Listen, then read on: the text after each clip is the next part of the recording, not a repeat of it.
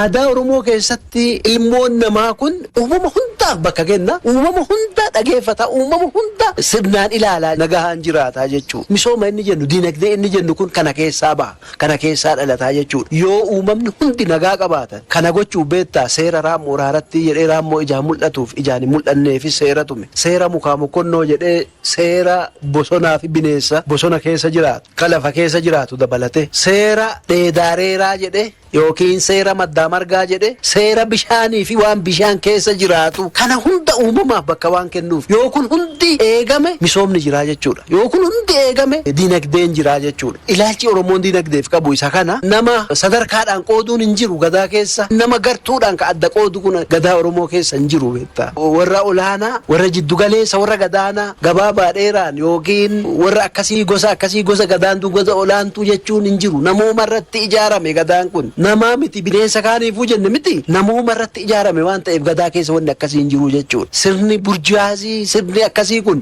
gadaa Oromoo keessa aadaa Oromoo keessa hin jiru. Nama kamiiyyuu ta'e gosa kamiiyyuu ta'e biyya kamiiyyuu dhufe aadaaf duudhaa Oromoo kana barbaada jennaan lakkii ati gosa kanaa gosi kun gadaatti makamuu hin danda'u jedhee ofirraa hin deebisu. Sirriitti hubatamuu qaba. Oduu bal'inaan qaban keen kan jalqabaatiin Itoophiyaa keessatti hojimaat seera walfakkaataa diriirsuu fi hojimaanni jiru milkeessuu manni murtii waliigala Oromiyaa adda durummaa baachaa jiraachuu pirezidaantiin mana murtii waliigala Oromiyaa Abba Gazzaalii Abbaasimalii himanii. Pirezidaantiin mana murtii waliigala Oromiyaa Abba Gazzaalii Abbaasimalii dhimma kan irratti OBN waliin qoomii qoodatanii jira. Lejaalee Mabarraa yaada dabalataa akkanatti qindeessan. Manni murtii waliigalaa federaalaa biyyattii keessatti kenni tajaajila seeraa bifa walfakkaataa ta'een akka hojiirra oolu taasisuuf yeroo garaagaraa qaamolee seera eegdota manneen murtii waliigalaa naannolee fi manneen murtii waldabarfannaa waliin mari'achuun adeemsa walfakkaataa diriirsuuf xiyyeeffannoo kennee hojjechaa jira. Dhimma kana irratti OBN yaada kan kennan pirezidaantiin mana murtii waliigalaa Oromiyaa Obbo Gaazaalii Abbaasimal manneen murtii federaalaa fi naannolee keessatti hojimaata walfakkaataa diriirsuun tajaajila haqaa dhaqqabamaa fi si'ataa taasisuun cinatti teeknooloojiin kan dabalame gochuu keessatti hedduu kan gumaachuu ta'uusaa himan. Manni murtii bakka hundattuu qaawwamaaf akka qabu fi teeknooloojiidhaan deeggaramoo kaa'u bu'umti hojjetamaa jiru jira. Bakka tokko tokkotti walitti dhufeenyi jiru gaarii ta'e bakka hundatti waliin fakkaatu. Fakkeenyaaf Oromiyaa keessa kan jiru naannoo Sidaamaatti kan hin jirre jiraachuu danda'a. Kun immoo kenni tajaajila abbaa seerummaa kun bakka hundatti si'ataa dhaqqabaadhaaf qulqulluu ta'uu danda'u qaba. Naannoleen teeknooloojiidhaan deeggaramanii kennaa jiran jiru. Warri immoo teeknooloojiidhaan deeggaramuu miti kennumti jalaa bu'a qabeessa hin taane jiru waan ta'eef gara kana gara wal fakkaataatti dhiyeessuudhaaf wanti hojjetamaa ture. Ammatti wanti hojjetamee jedhe wanta abdachiisaan jira. Bakka hundatti wal fakkaataa miti. Gara fuuldureetti wal fakkaachuu qaba jedhamee irratti gaggeeffamaa jira. Manni murtii waliigalaa Oromiyaas gurmaa'insaa fi dandeettii raawwachiisummaa olaanaa waan qabuuf hojii seera hojimaata wal fakkaataa ta'een biyyattii keessatti diriirsuuf hojii hojjetamaa jiru milkeessuuf qophaa'ummaa guddaan hojjechaa jirras jedhan. Akka mana murtii waliigalaa Oromiyaatti qophaa'ummaa guddaa qabna.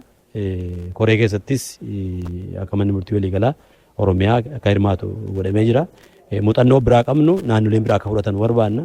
Achiifamtuu jiru jiraate fudhachuudhaaf qophaa'ummaa qabna.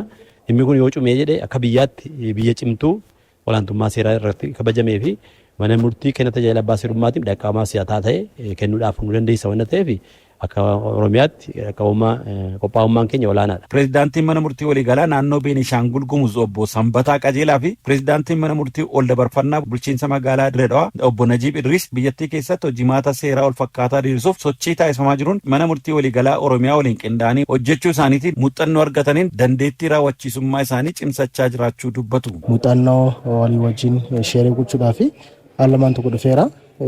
Balamuyyeenis ergee muuxannoo hojiidhaaf nu gargaaru nu kennaniiru.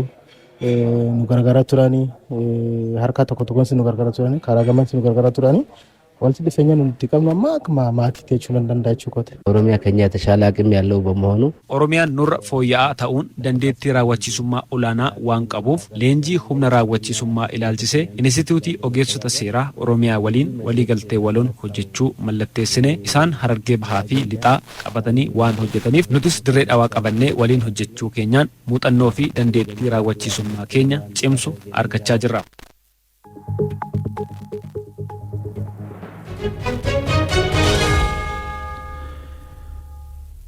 Mana maree bakka bu'oota uummataatti koreen dhaabbii dhimmoota seeraa fi haqaa tajaajila mana murtii aadaa fi mana sirreessaa magaalaa Shaggarii daawwate.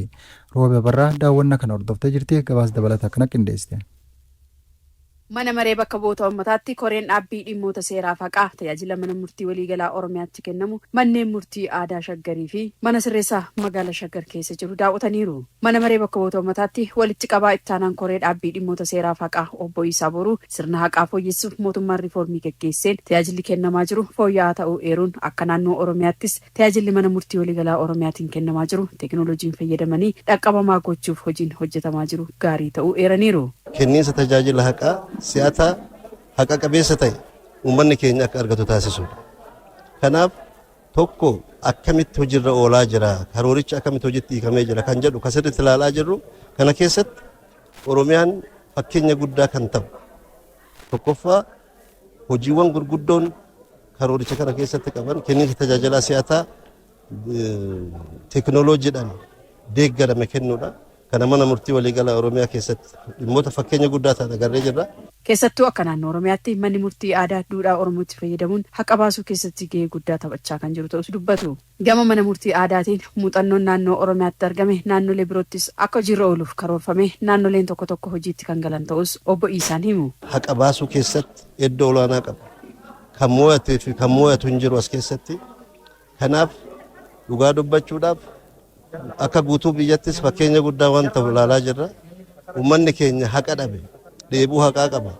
Haqa deebisuu kana keessatti haqa akka argatu taasisuu keessatti manni murtii aadaa Oromiyaa gahee guddaa taphachaa akka jiru dhugaa fakkeenya naannolee biraatiifis kan ta'u ilaalaa jirra. Pirezidaantiin mana murtii waliigalaa Oromiyaa obbo Gaazaalii Abbaasimal akka naannoo Oromiyaatti tajaajila qulqulluu si'ataa fi qaqqabamaa ta'e hawaasaaf kennuuf teekinooloojiin deeggaramanii abbaan dhimmaa falmiis ta'e murtii bakkuma jirutti kallattiin viidiyoo konferensiin akka hordofu ta'eeras jedhan. Kun immoo baasii yeroo fi qabeenya abbaa dhimmaa qusachuu keessatti gahee guddaa kan qabu ta'uu dubbataniiru. Dhaqqabummaan tajaajila abbaa seerummaa uummanni karaa dheeraa deemuutu hin barbaachisin bakkuma jirurraa tajaajila akka argachuu danda'udha.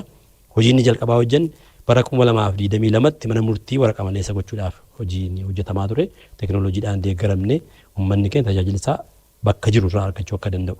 Kana fakkeenyaaf yoo dhimma oliyyata barbaade aanarra taa'ee mana murtii olaanaatti mana murtii waliigalaatti dhiyeeffachuu akka danda'uu fi e-faayiliingadhaan ergame wanti ergame kun immoo addachaa dhiyaatee addachi ilaalee abbaa dhimmaa sanaa wajjiniin falmii yoo barbaachisaa jedhe immoo viidiyoo konferensiidhaan tajaajila kennuudha. Egaa gama kanaan hojiin hojjetame uumatti bu'aa buusee uummanni kan keenya duraan kan karaa fagoo deemee baasii adda addaatiif waan adda addaatiif saaxilamaa ture hambisuu danda'amee jira.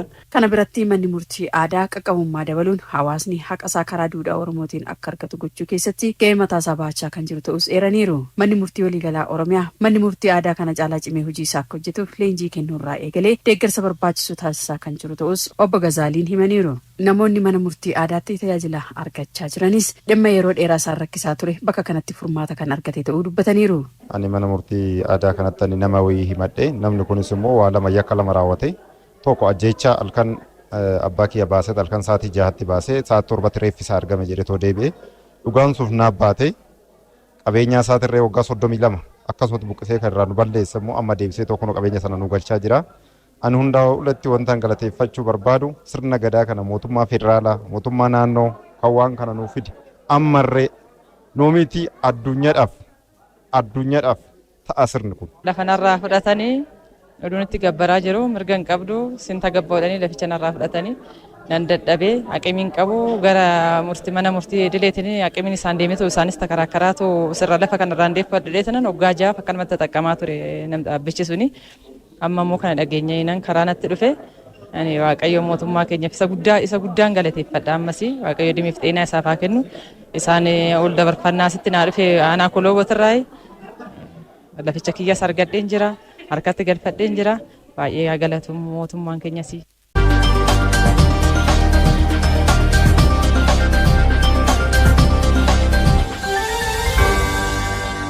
jira bitaa mirga laallatutu nurra jira.